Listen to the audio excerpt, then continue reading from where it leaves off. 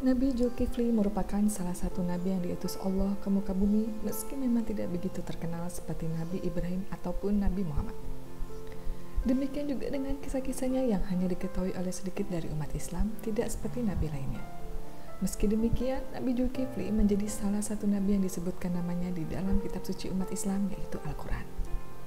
Pembahasan tentang Nabi Zulkifli memang menarik, apalagi ada sebagian kelompok yang percaya bahwa dia adalah Buddha. Benarkah Nabi Zulkifli adalah Buddha?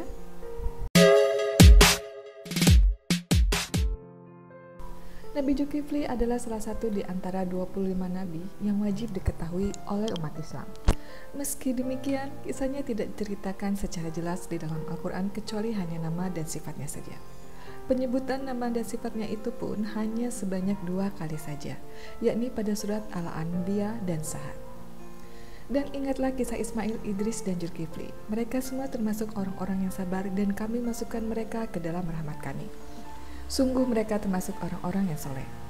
Quran Surat Al-Anbiya ayat 85-86. Dan ingatlah Ismail, Ilyasa, dan Zulkifli, semuanya termasuk orang-orang yang paling baik.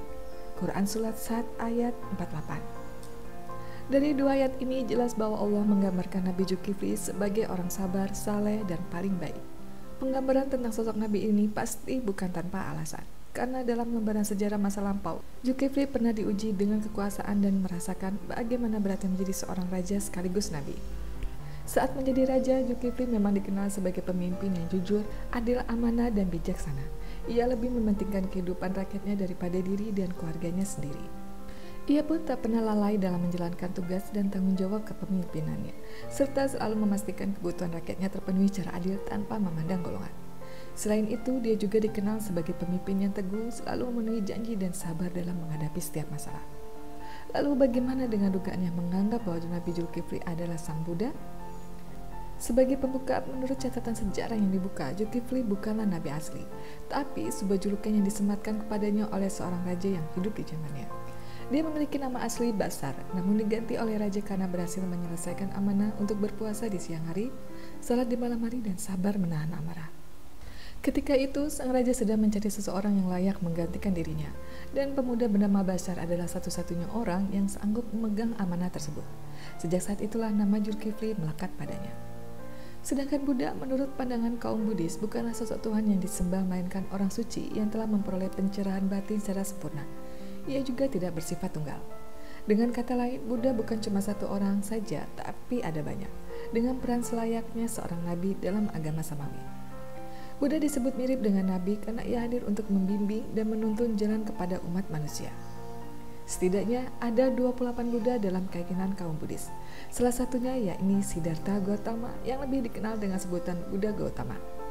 Siddhartha Gautama inilah yang kemudian diidentikan dengan Nabi Zulkifli oleh sebagian kalangan. Dugaan mereka, nama Zulkifli tak lain adalah sebutan dari Kapilavatthu, yaitu nama tempat di mana Gautama muda dilahirkan. Untuk menguatkannya, sebagian kalangan pun mengaitkannya dengan keterangan yang tertulis di dalam Al-Quran. Demi buah tin dan buah zaitun, demi gunung Sinai dan demi negeri Mekah yang aman ini, sungguh kami telah menciptakan manusia dalam bentuk yang sebaik-baiknya. Quran Surat At-Tin ayat 1 hingga 4. Mereka menganggap buah tin sebagai pohon bodhi yang diyakini menjadi tempat di mana Buddha Gautama mencapai pencerahan sempurna melalui proses semedi. Buah zaitun, Bukit Sinai, dan kota Mekah masing-masing dihubungkan kepada Nabi Isa serta Muhammad. Terlepas dari adanya anggapan soal Nabi Zulkifli yang diklaim sebagai Buddha, yang pasti Nabi Zulkifli adalah seorang Muslim. Sebab dalam sejarah kenabian, mulai dari Adam sampai Muhammad, semuanya mengajarkan nilai yang sama, yakni menyembah dan berserah diri kepada Tuhan yang satu, Allah Subhanahu wa Ta'ala. Perbedaan mereka hanya pada ranah syariat saja.